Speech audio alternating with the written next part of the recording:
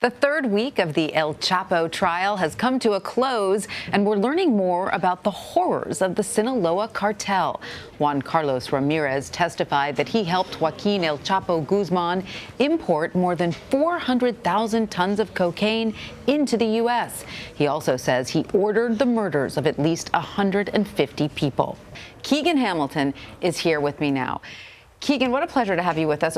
What a crazy trial to be covering. I mean, never a dull moment here. Every day brings something new. We don't know who the witnesses are going to be ahead of time, and when someone like Ramirez, who's known as Chupeta, comes on, everybody is just shocked when this person takes the stand. I mean, we heard testimony about how much cocaine has been brought into this country by the Sinaloa cartel and what lengths the U.S. government went to bring him here, to bring Guzman here. Why is this trial so important to the U.S.? I mean, for federal prosecutors, El Chapo is the name. There's always complaints that they're not getting the guy who's at the top of the pyramid.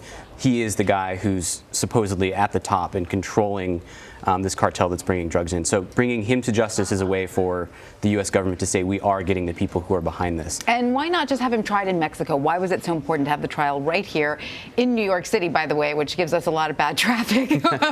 Why is this so important? Well, as you know, I mean, he escaped twice from prison in Mexico, and I think after the second time they weren't going to risk a third time, and saying, look, the U.S. needs to be the one who can hold this guy and make sure that he doesn't get away again. And why in Manhattan, though? Why were they trying him here? So the trial is in Brooklyn, in the district court there, for a couple reasons. One being that when he was extradited, the attorney general at the time was Loretta Lynch, who was the former U.S. attorney in Brooklyn. So she sort of steered this high-profile case to her old district.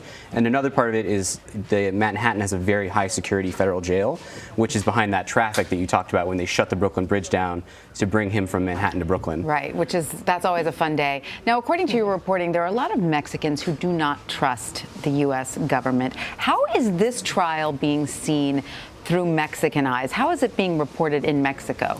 It's really interesting because a lot of people have expected this trial to be a sort of almost a Truth and Reconciliation Commission, airing all of the atrocities committed by the Sinaloa cartel with the complicity of the Mexican government. And I think the defense wanted to make it about that, but the prosecution has done everything they can to avoid corruption that they don't want heard about coming up in this case.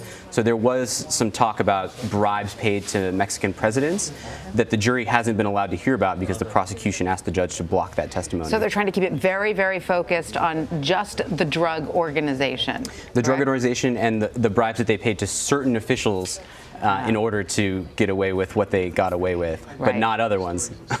Now, the testimony so far has just been fascinating, but a lot of it has been focused, of course, on the amount of cocaine, some of these bribes, but not so much about the violence within Mexico toward the Mexican people.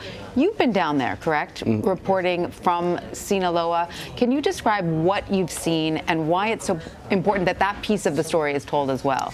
Yeah, I mean, for the podcast that we produced, we did some extensive reporting in Culiacan, Sinaloa, in Juarez, along the border in Texas, and there's so many deaths that have been caused by the drug war, either directly by the cartels, by the government fighting the cartels. And we've heard some kind of oblique references to that in the trial, but it hasn't been the main focus yet. I think once we get into some further witnesses and they talk about the various wars that the cartel fought, and the Mexican military's role in facilitating some of that violence, we'll hear more about it. And that's, I think, what the Mexican people hope for and want, is to understand sort of what their own government's role was in some of these acts of violence. Right. I mean, we're certainly aware of the level of violence over here. I mean, the jurors were apparently scared to be on this trial, correct? I mean, their identities are being kept hidden. Are they sequestered somewhere safe? How is all of that being treated? So yeah, the jury in this case is anonymous and partially sequestered. So nobody knows their names. The judge doesn't know their name, prosecution, defense. They get to go home every night to their families, but when they go to court, they meet at a designated meeting location and get escorted by U.S. Marshals under guard, essentially.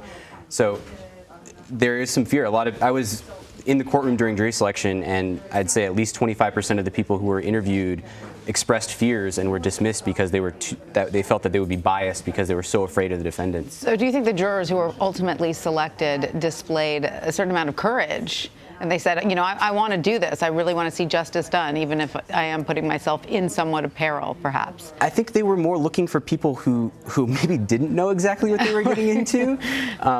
People who said, you know, I've vaguely heard about this guy. I know he's accused of being a drug lord, but that's about the extent of my knowledge. Yeah. Because they want someone who's not going to come in seeking justice. They want someone who's going to come in with an open mind and weigh the evidence and decide the guilt or innocence based off of that. Now, how much is this case, is this trial, getting into the lavish lifestyle, the incredible riches that he was, you know, accumulating? We hear often about his wife, who's back in Mexico, still living the lavish lifestyle, throwing Barbie-themed birthday parties for their children and the rest of it. Is that part of the trial as well? That was some of the most interesting testimony that came up this week. Was El Chapo's former lieutenant testified about his fleet of jets that he had flying him around the world. He had a diamond-encrusted pistol that he carried. He had beach houses in every state.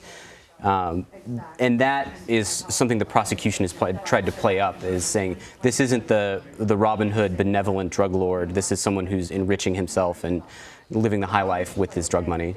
And who is an extremely violent and dangerous person.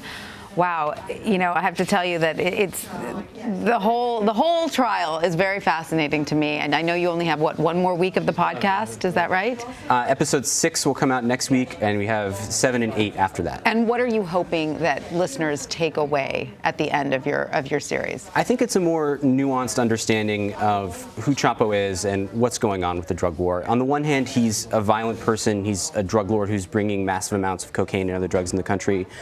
But for other people, it's understanding why he was able to remain free so long, because he is viewed by some people as helping the communities that he came from. And it's easy to scapegoat him and say that this is the one guy who's responsible for all of the drugs community in the U.S., but saying that it's a little more complicated than that. And doesn't every time one drug lord is taken down, another one just pops up in his place, right? Like a Hydra head. In Chapo's case, we've seen it already with his brother and sons have taken over his faction of the Sinaloa cartel. There's another cartel, the Jalisco New Generation cartel, which was part of the Sinaloa cartel that is now said to be the most powerful in Mexico. So yeah, you take one guy out, another one pops up. Amazing. Keegan Hamilton, thank you so much for coming to talk to us. Fascinating stuff. Thank you.